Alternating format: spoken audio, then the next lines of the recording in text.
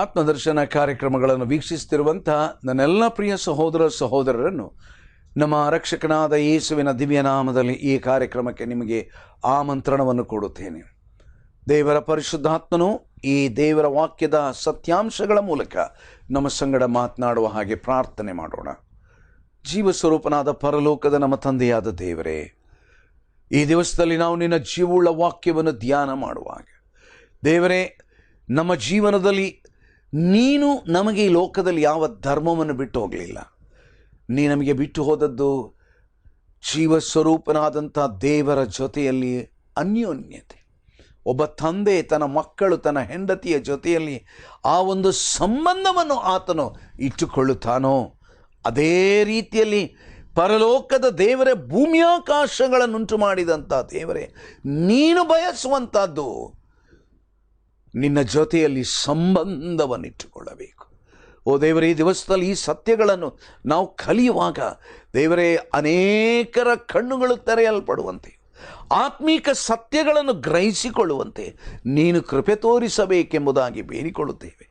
ನಿನ್ನ ವಾಕ್ಯಕ್ಕೆ ನಮ್ಮ ತಲೆಬಾಗಿಸುವಂತೆ ಕೃಪೆ ಮಾಡು ದೇವರ. ಹೌದು, ಪಾಪದ ಸ್ವಭಾವ ಅದು ನಿನ್ನ ವಾಕ್ಯಕ್ಕೆ ತಲೆಬಾಗಿಸುವುದಕ್ಕೆ ಅಡ್ಡಿ ಮಾಡುತ್ತದೆ.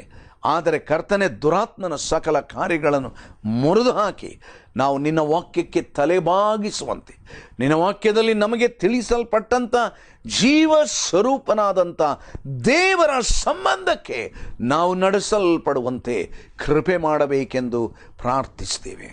ಯೇಸು ಕ್ರಿಸ್ತನ ದಿವ್ಯ ನಾಮದಲ್ಲಿ ನಮ್ಮ ಪ್ರಾರ್ಥನೆಯನ್ನು ಕೇಳಿದ್ದಕ್ಕಾಗಿ ನಿನಗೆ ಸ್ತೋತ್ರ ಸ್ವಾಮಿ. ಆಮೇನ್. ನಾವು ಕಳೆದಂಥ 2 ವಾರಗಳಲ್ಲಿ ಪ್ರತ್ಯೇಕವಾಗಿ ಯಾವ ರೀತಿಯಲ್ಲಿ ಮನುಷ್ಯನ ಮೇಲೆ ಧಾರ್ಮಿಕತ್ವ ಅದು ಪ್ರಭಾವ ವಹಿಸುತ್ತಾ ಬಂದಿಯದೆ ಎಂಬುವಂಥದ್ದನ್ನು ವಿವರಿಸುತ್ತಾ ಬಂದೆ. ಮೊದಲನೇ ವಾರದಲ್ಲಿ ಧರ್ಮದ ಹಿನ್ನೆಲೆಯನ್ನು ನಾನು ಹೇಳಿದೆ. ಕಳೆದ ವಾರದಲ್ಲಿ ಯಾವ ರೀತಿಯಲ್ಲಿ ಧರ್ಮ ಮನುಷ್ಯನನ್ನು ಜೀವ ಸ್ವರೂಪನಾದಂಥ ದೇವರನ್ನು ಅವನ ಜೊತೆಯಲ್ಲಿ ಸಂಬಂಧವನ್ನಿಟ್ಟುಕೊಳ್ಳುವುದಕ್ಕೆ ಅದು ಆಲೋಚನೆ ಮಾಡುವ ಬದಲು ಕೇವಲ ಅವನ ಮನಸ್ಸಿನಲ್ಲಿರತಕ್ಕಂಥ ಆರಾಧನೆ ಮಾಡಬೇಕು ಎಂಬಂಥ ಒಂದು ಆಲೋಚನೆಯನ್ನು ಅದು ಕೆದಕಿಸಿ, ಯಾರಾದರೂ ಸರಿಯಪ್ಪ, ದೇವರನ್ನು ಯಾರು ನೋಡಿದ್ದಾರೆ? ಅನೇಕರು ಕೇಳೋ ಪ್ರಶ್ನೆ, ದೇವರನ್ನು ಯಾರು ನೋಡಿದ್ದಾರೆ ಈ ಕಣ್ಣಿನಲ್ಲಿ? ನನ್ನ ಕಣ್ಣಿಗೆ ಕಾಣುವಂಥದ್ದನ್ನು ನಾನು ಆರಾಧನೆ ಮಾಡಿ ನನಗೆ ಖುಷಿ ಆಗ್ತದೆ, ನನಗೆ ಸಂತೃಪ್ತಿ ಆಗ್ತದೆ. ನನ್ನ ಪ್ರಿಯರೇ, ಈ ದಿವಸದಲ್ಲಿ ನಾವು ಬೋಧಿಸ್ತಕ್ಕಂಥ ಸತ್ಯ ದೇವರ ವಾಕ್ಯದ ಮೂಲಕ ನಾವು ನಿಮ್ಮ ಮುಂದೆ ಇಡತಕ್ಕಂಥದ್ದು ಯಾವ ಧರ್ಮವನ್ನು ಅಲ್ಲ. I am not placing before you even a so-called religion called Christianity. Sorry, no. I am not here to preach Christianity. I am here to share the living God. ಜೀವ ಸ್ವರೂಪನಾದಂಥ ದೇವರು ಆತನು ತನ್ನನ್ನು ನಮ್ಮ ದೇವರ ವಾಕ್ಯದಲ್ಲಿ ತನ್ನನ್ನು ಪ್ರಕಟಪಡಿಸಿಕೊಂಡಿದ್ದಾನೆ. Now when we look into the word of God, now as I was telling that there is a vacuum in the heart of every human being. Now into that mankind's spiritual vacuum, you know what the devil has done is, you know, he has cheated them. ನಾವು ಯೋಹಾನನ ಸುವಾರ್ತೆಗೆ ನಾವು ಬರುವಾಗ ನಾವು 8ನೇ ಅಧ್ಯಾಯದಲ್ಲಿ ಬಹಳ ಒಂದು ಗಮನಾರ್ಹವಾದಂಥ ಸತ್ಯ ಅದು ನಮ್ಮ ಗಮನಕ್ಕೆ ಬರುವಂಥದ್ದಾಗಿದೆ. ಯೋಹಾನನ ಸುವಾರ್ತೆ 8ನೇ ಅಧ್ಯಾಯ 44ನೇ ವಚನ. ಯೇಸು ಸ್ವಾಮಿ ಆತನು ಆ ದಿವಸದಲ್ಲಿ ಮಾತುಗಳನ್ನು ಹೇಳ್ತಾ ಬಂದನು. ಏನು ಹೇಳಿದ ಅಂತ ಹೇಳಿದರೆ ನೋಡಿ, 42ನೇ ವಚನದಲ್ಲಿ ಓದ್ತೇನೆ. ಯೇಸು ಹೇಳಿದ ಮಾತು ಏನು ಹೇಳಿದ? ಯೇಸು ಅವರಿಗೆ, ದೇವರು ನಿಮ್ಮ ತಂದೆಯಾಗಿದ್ದರೆ ನನ್ನನ್ನು ಪ್ರೀತಿಸುತ್ತಿದ್ದೀರಿ. He was not talking about religion.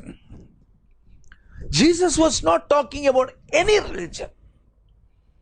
Jesus was not bothered about any religion. because he has not come to establish any religion. I am not preaching to you religion. You know what Jesus said? ದೇವರು ನಿಮ್ಮ ತಂದೆಯಾಗಿದ್ದರೆ ನನ್ನನ್ನು ಪ್ರೀತಿಸ್ತಿದ್ದೀರಿ. ಯಾಕಂದರೆ ನಾನು ದೇವರಿಂದಲೇ ಹೊರಟು ಲೋಕಕ್ಕೆ ಬಂದವನಾಗಿದ್ದೇನೆ. ನನ್ನಷ್ಟಕ್ಕೆ ನಾನೇ ಬರಲಿಲ್ಲ, ಆತನೇ ನನ್ನನ್ನು ಕಳುಹಿಸಿದ್ದಾನೆ. ಯೇಸು ಸ್ವಾಮಿ ತನ್ನ ಕುರಿತಾಗಿ ಹೇಳಿದಂಥ ಮಾತುಗಳಿದು. ಯೇಸು ಸ್ವಾಮಿ ಹೇಳಿದು, ನಾನು ನನ್ನಷ್ಟಕ್ಕೆ ಬಂದವನಲ್ಲ, ನನ್ನನ್ನು ಪರಲೋಕದ ದೇವರು ತಾನೇ ನನ್ನನ್ನು ಕಳುಹಿಸಿದ್ದಾನೆ. ಆಮೇಲೆ ನೀವು ನನ್ನ ಮಾತನ್ನು ಗ್ರಹಿಸದೇ ಇರುವುದಕ್ಕೆ ಕಾರಣ ಏನು? ಯಾಕೆ ನಿಮಗೆ ನನ್ನ ಮಾತುಗಳು ಅರ್ಥ ಆಗುವುದಿಲ್ಲ? ನನ್ನ ಬೋಧನೆಗೆ ಕಿವಿಗೊಡಲಾರದೆ ಇರುವುದೇ ಕಾರಣ. ನೋಡ್ರಿ, ಸೈತಾನ್ ಎಷ್ಟು ಬುದ್ಧಿವಂತ ಅಂತ ಹೇಳಿದರೆ, ಜೀವ ಸ್ವರೂಪನಾದಂಥ ದೇವರನ್ನು ನಾವು ತಿಳ್ಕೊಳ್ಳದಂತೆ, ಜೀವ ಸ್ವರೂಪನಾದಂಥ ದೇವರು ನಮಗೆ ಕೊಟ್ಟಂಥ ಸತ್ಯಾಂಶಗಳನ್ನು ನಾವು ಕೇಳಿಸಿಕೊಳ್ಳದ ಹಾಗೆ ಮಾಡುವಂಥದ್ದು ದುರಾತ್ಮನ ಆ ಯುಕ್ತಿ. ಯಾಕಂದರೆ ಅವನಿಗೆ ಚೆನ್ನಾಗಿ ಗೊತ್ತುಂಟು, ಜನರಿಗೆ ಸತ್ಯ ಗೊತ್ತಾದರೆ ಅವರು ಸತ್ಯವನ್ನು ಹಿಂಬಾಲಿಸ್ತಾರೆ. ನನ್ನ ಈ ಎಲ್ಲ ಬಣ್ಣ ವೇಷ ಅದು ವ್ಯಕ್ತವಾಗ್ತದೆ. ಜನರು ಖಂಡಿತವಾಗಿ ನನ್ನನ್ನು ತಿರಸ್ಕರಿಸ್ತಾರೆ ಎಂಬುದಾಗಿ ದೇವರ ವಿರೋಧಿಯಾದಂಥ ಸೈತಾನನು ಚೆನ್ನಾಗಿ ಬಲ್ಲನು. ಆದ್ದರಿಂದ ಯೇಸು ಸ್ವಾಮಿ ಏನು ಹೇಳ್ತಾ ಇದ್ದಾನಂತ ಹೇಳಿದರೆ, ನನ್ನ ಬೋಧನೆಗೆ ನೀವು ಕಿವಿಗೊಡುವುದಿಲ್ಲ. ಅದೇ ಕಾರಣ. ನೀವು ನನ್ನನ್ನು ಗ್ರಹಿಸದೇ ಇರಲಿಕ್ಕೆ ಕಾರಣ ಏನು? ನನ್ನ ಬೋಧನೆಗೆ ನೀವು ಕಿವಿಗೊಡುವುದಿಲ್ಲ. ನನ್ನ ಪ್ರಿಯರೇ, may I tell you one important fact? If at all there is one book that has been stoutly refused in the entire globe, that is the Bible. If there is any one book where it is being prohibited time and again through different sources to different kinds of religious background, it is the Bible. It is the Bible. It is the Bible. No other book has been banned or tried to destroy. People tried to destroy it. Nowhere in the history. ಚರಿತ್ರೆಯಲ್ಲಿ ಬೇರೆ ಯಾವ ಪುಸ್ತಕಗಳು ಕೂಡ ಸತ್ಯವೇದದಷ್ಟು ನಾಶವಾದಂಥದ್ದು ಇಲ್ಲವೇ ಇಲ್ಲ. Why there is so much of hatredness against those who believe the Bible? Why? Now, if men and women, they say that, okay, X is believing that, Y is believing that, Z is believing that, let them believe ಅಂತ ಹೇಳಬಹುದಾಗಿತ್ತು. No. You know what is happening today? It is the Christians or those who believe the Bible are being persecuted. ಅವರ ವಿರುದ್ಧವಾಗಿ ಸುಳ್ಳು ಹೇಳ್ತಾರೆ. ಸತ್ಯವೇದ ಕಟ್ಟುಕತೆ ಅಂತ ಹೇಳುವಂಥವರು ಇದ್ದಾರೆ ಈ ಲೋಕದಲ್ಲಿ. ವಿರುದ್ಧವಾಗಿ ಮಾತನಾಡುವಂಥ ಆ ಕಾರ್ಯಕ್ರಮಗಳು ಕೂಡ ಸುಲಲಿತವಾಗಿ ನಡೆಯುತ್ತಾ ಉಂಟು. ನನ್ನ ಪ್ರಿಯರೇ, ಯಾಕೆ ಇಷ್ಟು ವಿರೋಧ? ಯಾಕೆ ಇಷ್ಟು ವಿರೋಧ? ಸೈತಾನ್ ನೋಡ್ರಿ, ಆತನೇನು ಯೇಸು ಸ್ವಾಮಿ ಹೇಳುವಂಥದ್ದು, ನೀವು ನನ್ನ ಮಾತನ್ನು ಗ್ರಹಿಸದೆ ಇರುವುದಕ್ಕೆ ಕಾರಣ ಏನದು? ನನ್ನ ಬೋಧನೆಗೆ ಕಿವಿಗೊಡಲಾರದೆ ಇರುವುದೇ ಕಾರಣ. ನಾವು ಮಾಡುವಂಥದ್ದು ದೊಡ್ಡ ತಪ್ಪು ಏನು ಗೊತ್ತುಂಟ? ದೇವರ ವಾಕ್ಯವನ್ನು ನಾವು ಕಲಿಯದಿರುವುದು, ಕೇಳದಿರುವುದು. ಈ ಲೋಕದಲ್ಲಿ ಅನೇಕ ಚರಿತ್ರೆಗಳು, ಅನೇಕ ಬಯೋಗ್ರಫಿಗಳು, ಜೀವಮಾನ ಕಾಲದ ಚರಿತ್ರೆಗಳು ಬರೆಯಲ್ಪಟ್ಟது.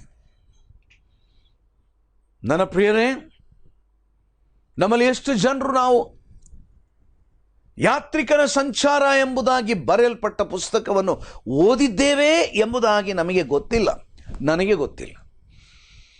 ಸತ್ಯವೇದದ ನಂತರ ಬಹಳ ಪ್ರಚಲಿತವಾಗಿರತಕ್ಕಂಥ ಒಂದು ಪುಸ್ತಕ ಲೋಕದಲ್ಲಿ ಸಾಧಾರಣ ಅನೇಕ ಭಾಷೆಗಳಲ್ಲಿ, ಲೋಕದ ಅನೇಕ ಭಾಷೆಗಳಲ್ಲಿ ಅಚ್ಚಾಗಿರುವಂಥ ಒಂದು ಪುಸ್ತಕ ದ ಪಿಲ್ಗ್ರಿಮ್ಸ್ ಪ್ರೋಗ್ರೆಸ್ ಅಥವಾ ಯಾತ್ರಿಕನ ಸಂಚಾರ ಎಂಬುದು. ಇದನ್ನು ಬರೆದಂಥವನು ಜಾನ್ ಬುನಿಯನ್. ಈ ಜಾನ್ ಬುನಿಯನ್ ಅವನೇನು ಮಾಡಿದ ಅಂತ ಹೇಳಿದ್ರೆ, ಏನಪ್ಪ ನನ್ನ ಫ್ರೆಂಡ್ಸ್ ಎಲ್ಲ ಯಾವಾಗಲೂ ಬೈಬಲ್ ಬೈಬಲ್ ಬೈಬಲ್ ಬೈಬಲ್ ಅಂತ ಹೇಳ್ತಾ ಇರ್ತಾರೆ, ಅದು ಎಂಥದ್ದು Bible? I want to disprove the Bible. ನಾನು ಆ ಸತ್ಯವೇದವನ್ನು ಅಲ್ಲಗಳೆಯಬೇಕು, ನಾನು ಆ ಸತ್ಯವೇದ ಸುಳ್ಳು ಅಂತ ಹೇಳಿ ನಾನು ಸ್ಥಾಪನೆ ಮಾಡಬೇಕು ಎಂಬುದಾಗಿ ಹೇಳಿ ಜಾನ್ ಬುನಿಯನ್ ಆತನು ದೇವರ ವಾಕ್ಯವನ್ನು ಅಧ್ಯಯನ ಮಾಡುವುದಕ್ಕೆ ಶುರು ಮಾಡಿದ. With all seriousness and earnestness, John Bunyan, he started studying the Bible. But you know the history? God in a wonderful way revealed John Bunyan, the living God, not a religion.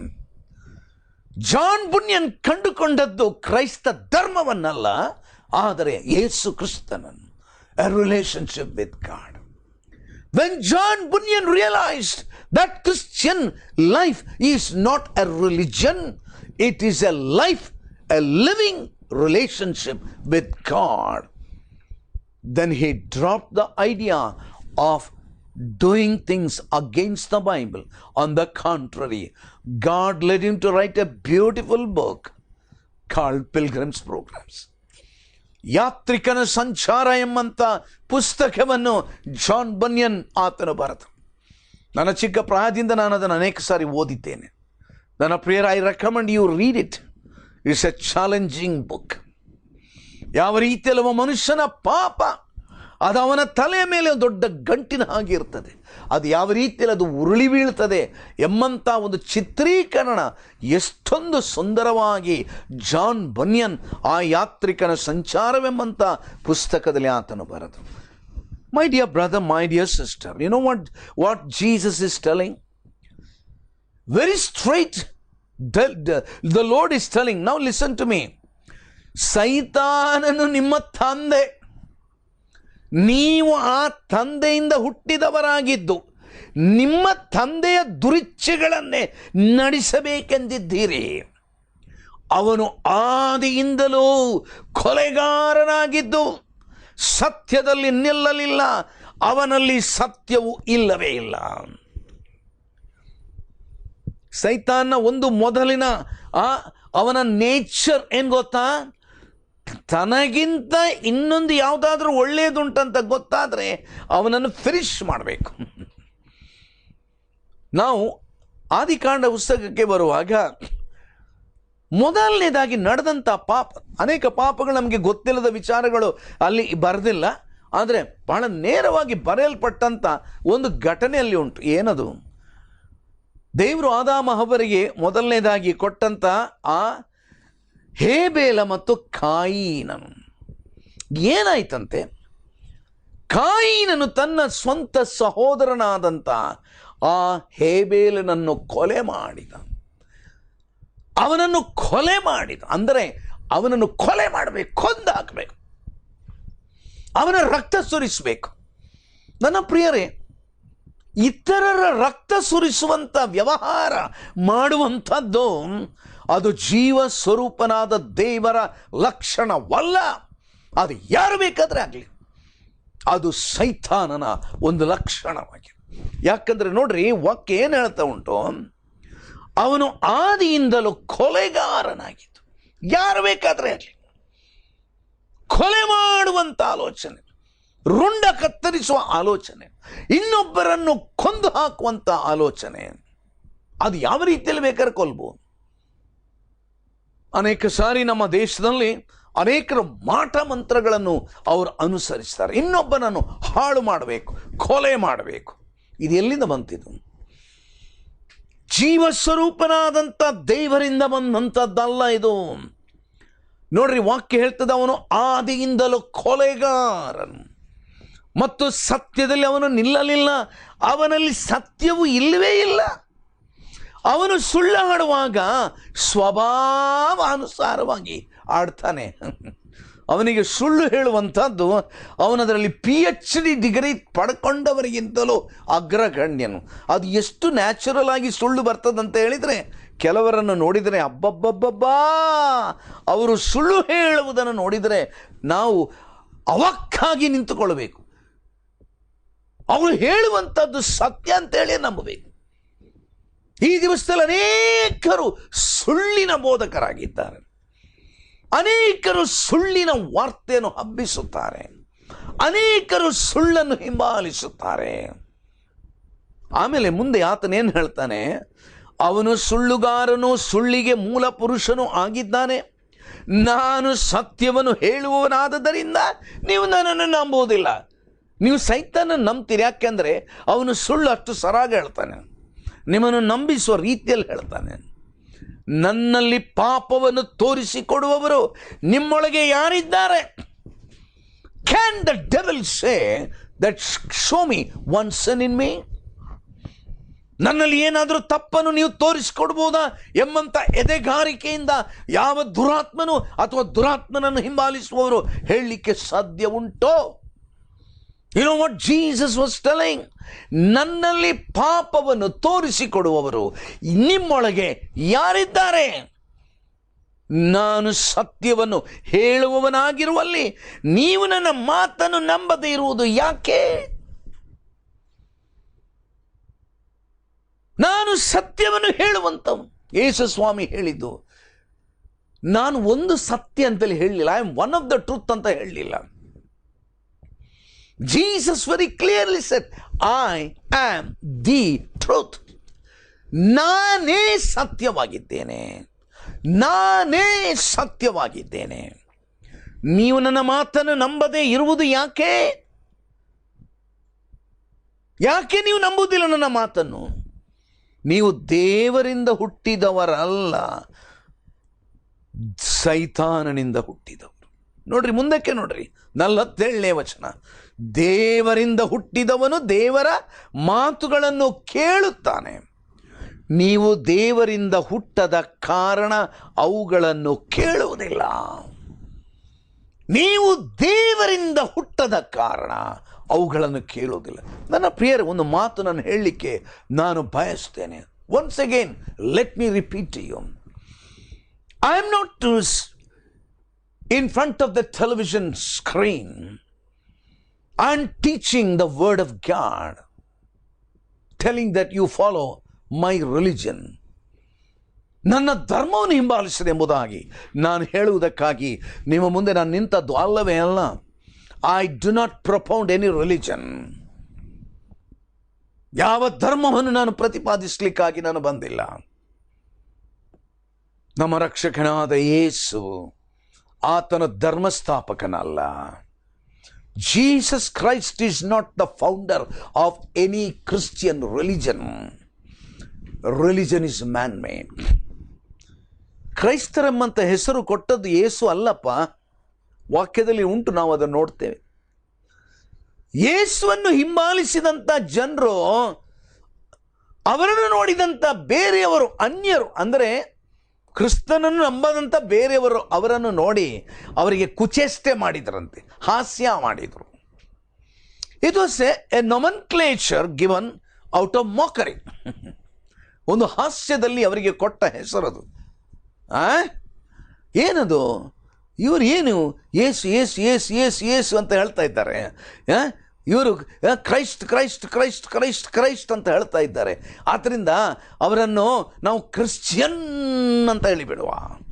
ಈ Christian ಎಂಬಂಥ ಹೆಸರು ಅದು Christian ಎಂಬಂಥವ್ರು ಕೊಟ್ಟದ್ದಲ್ಲ, ಬೇರೆಯವರು ಕೊಟ್ಟದ್ದು.